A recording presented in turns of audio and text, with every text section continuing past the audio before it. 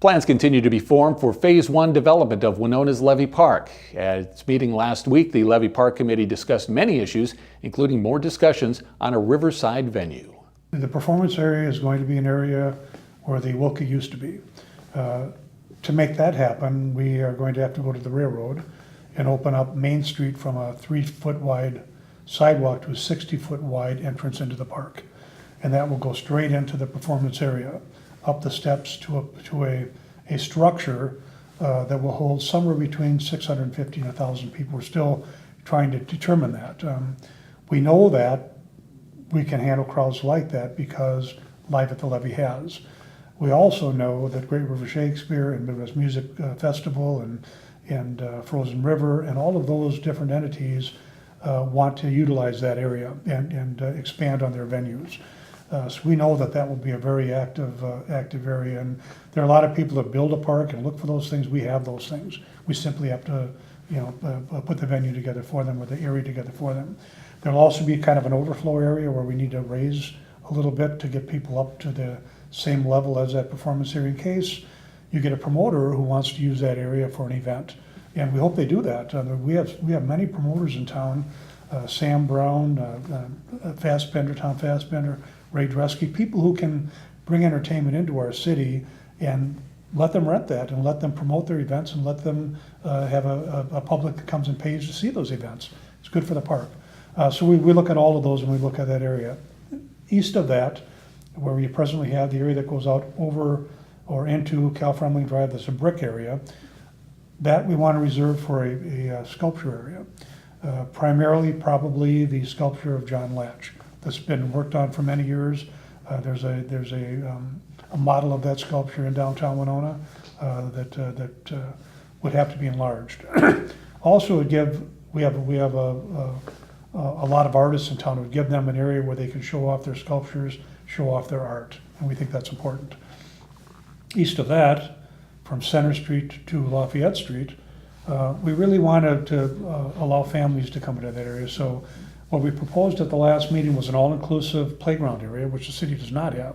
We have handicap access places, but we don't have a playground in accordance, in talking to Chad Ubel, that accommodates all varieties of handicap and healthy kids who can work together in an area. So we'd like to look at something like that, along with what we've talked about, a water feature. We're talking more of a water pad. There are some in the metro area that are flowers and other kinds of things that come out of the ground that sprinkle the kids as they're playing. Those kinds of things which are fun for the kids, along with a play area. And then along with that, a picnic area so families can go down there on a sunny day, enjoy the park, enjoy the atmosphere, and also eat their lunches down there. So we're looking at those primary areas, and then we'd like to, in front of on Cal-Fremling Drive in the grassy areas, we think would be a great place for people to come down, enjoy their lunches. We're hoping that we can get the restaurants to cater to them in those areas. Come down, watch Working River while you're eating lunch, and enjoy the area. At the last meeting, we heard that there was a cruise ship tourism type boat that wants to come into that area. All in favor of it. We would rather have it to the west end of the park rather than the middle of the park or east end of the park. We'd like to see docking going into the east end of the park area to accommodate watercraft that want to come in off of the river. That has been one of the, we think, letdowns in the Winona Park area as it relates to the river, that there's been no way for watercraft to get off of the river. There are pylons already in that area. We'd like to see that come to fruition, where we can bring 30, 40, 50 boats off of the water and into the park for events, and to go into the downtown area, into the park area. Now, you mentioned the railroad. They play a pretty important role in how this park is going to be developed. What has been the working relationship so far? I know the weeds, we always end up being an eyesore and that sort of thing. I know you've been working on that too. I can tell you where we're at. We met with UP and we also met with Bay State Milling. Where we're at right now is we approached the railroad and said we'd like to open up that area of Main Street, get rid of all the barriers, open up so you come down Main Street, you walk right into the park. We get rid of the fence in that area, we open it up to 60 feet, we get rid of all the barricades, and that is the main entryway into the park. They said they need us to petition them for that. We will do that. In the next couple of meetings, we're putting together a timetable and priorities. Probably the first priority will be to go to the railroad and ask them for permission to open up that area to 60 feet. And I think they will. from the conversations we've had, I think that's doable. The area where the weeds are, we want them to do weed abatement. They wanted us to talk to Bay State. We did that, and we're waiting to hear back from them. What we'd like to do is, the Bay State presently uses a main track. There are three other tracks that have been cannibalized that are not in use, may never be in use.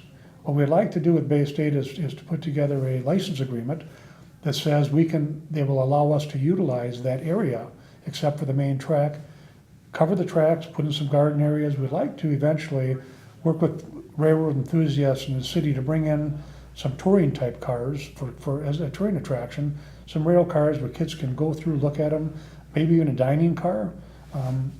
There also is a possibility of taking over the east end of Jefferson's, which is presently owned by Dr. Pete Zarin, as a part of a railroad history kind of an area. Those are all things people have talked about. Whether they can come to fruition or not, a lot depends on what we can do with that area down there. We're going to keep having you back and keep us up to date on what's happening at the. We're going to council the 16th to present our plan, and then we're going to start moving into a fundraising arena. So we'll see how that all goes. Hopefully it goes well. All right, very good. Frank, thanks. Good to see you.